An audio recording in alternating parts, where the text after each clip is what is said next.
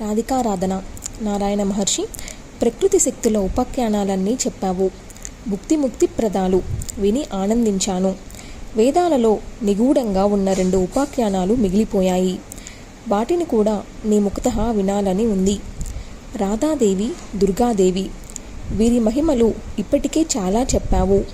చరాచర జగత్తు అంతా వారి అంశయే అని తెలుసుకున్నాను. కానీ వారిని పూజించే విధానమేమిటో తెలియజెప్పలేదు. అదొక్కటి చెబితే విని తరిస్తాను. నారద, ఈ ఉపాఖ్యానం ఇంతవరకు ఎవరూ నన్ను అడగలేదు. ఎవరికీ నేను చెప్పలేదు. నువ్వే అడిగావు. నీకే చెబుతున్నాను.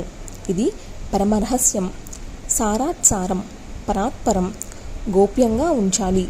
ఎవరికి పడితే వారికి చెప్పేయకూడదు సుమా. జగత్ సృష్టికి మూల స్వరూపుణులు 2. ఒకరు ప్రాణశక్తి, ఒకరు బుద్ధిశక్తి.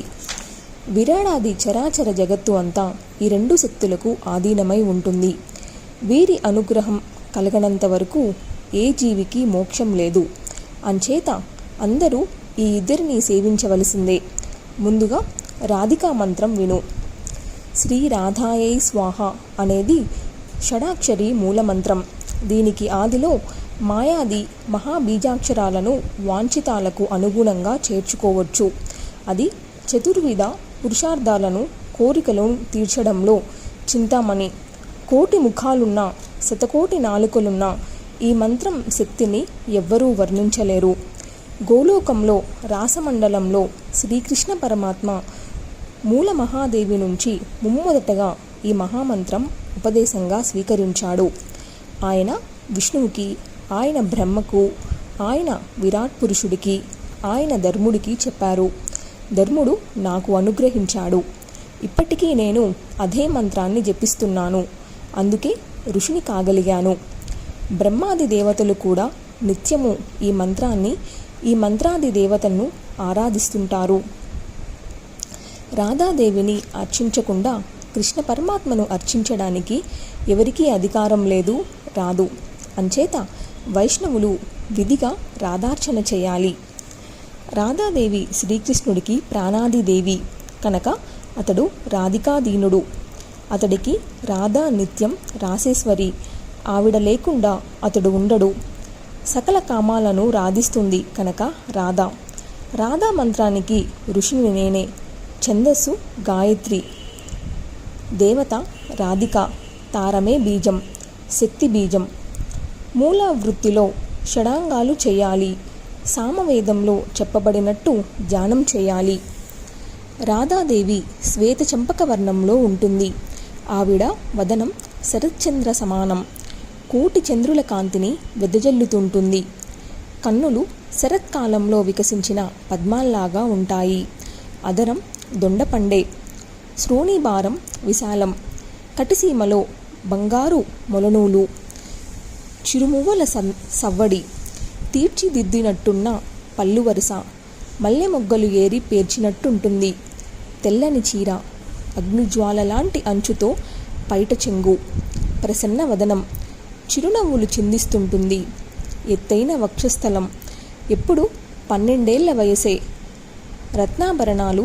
శృంగార సింధువుల్లో ఎగిసిపడే కెరటం. భక్తులను అనుగ్రహించడానికి ఎల్లవేళలా ఆరాటపడుతూ ఉంటుంది. మల్లికా మాలతీ మాలికలు తురిమిన కేశపాసం. పూలతీగ లాంటి సుకుమార శరీరం. ఎప్పుడూ రాసమండలాన మధ్యలో ఉంటుంది. వరదహస్తము, అభయహస్తము, శాంతస్వరూప. ఎప్పుడు తరిగిపోని యవ్వనం. రత్నసింహాసనం మీద కూర్చుంటుంది. గోపీ మండలానికి నాయిక. కృష్ణుడికి ప్రాణాల కన్నా ఎక్కువ. వేదాలు చెప్పిన పరమేశ్వరి రాధికాదేవియే. ఇలా ధ్యానించి సాలగ్రామంలో కానీ, కలశంలో కానీ, అష్టదళ యంత్రంలో కానీ దేవిని స్థాపించి పూజించాలి. అటుపైన దేవతలను ఆవాహన చేసి ఆసనాదులను సమర్పించాలి. అన్ని మూల మంత్రోచ్చారణలతోనే చేయాలి. పాదాలకు పాద్యం, శిరస్సుపై ఆర్ఘ్యం, ముఖానికి ఆచమనీయం 2 సార్లు మంత్రపూర్వకంగా సమర్పించాలి. మధుపర్కం ఇవ్వాలి. పాడి ఆవుని ఇవ్వాలి. అటుపైన స్నానశాలకు తీసుకువెళ్ళాలి. అభ్యంగన స్నానం చేయించాలి. నూతన వస్త్రాలు ఇవ్వాలి. అలంకారపూర్వకంగా చందన చర్చ జరపాలి. తులసి దళాలు పొదిగిన పుష్పమాల అలంకరించాలి. అందులో పారిజాతాలు, పద్మాలు ఉండాలి. ఈ అర్చన అయ్యాక పరివార దేవతలను అర్చించాలి. 4 విదిక్కుల నడుమ అంగపూజ చేయాలి. అష్టదళ పద్మంలో దక్షిణావర్తంగా పరివార దేవతలను నిలపాలి. తూర్పు దళంలో మాలావతిని, ఆగ్నేయ దళంలో మాధవిని, దక్షిణ దళంలో రత్నమాలను, నైరుతి కోణంలో సుశీలను, పశ్చిమ దళంలో శశికలను, వాయవ్య కోణంలో పారిజాతను, ఉత్తర దళంలో పరావతిని, ఈశాన్య కోణంలో సుందరిని ఆవాహన చేయాలి. వీరికి వెనక తట్టున దిక్పాలకులను నిలపాలి. వారి వారి ఆయుధాలను ఆవాహన చేయాలి. ఇప్పుడు ఆవరణ సహిత రాధాదేవిని గంగాదులతో దేవోపచార రాజోపచారాలతో అర్చించాలి. ఇది అయ్యాక సహస్రనామార్చన చేయాలి.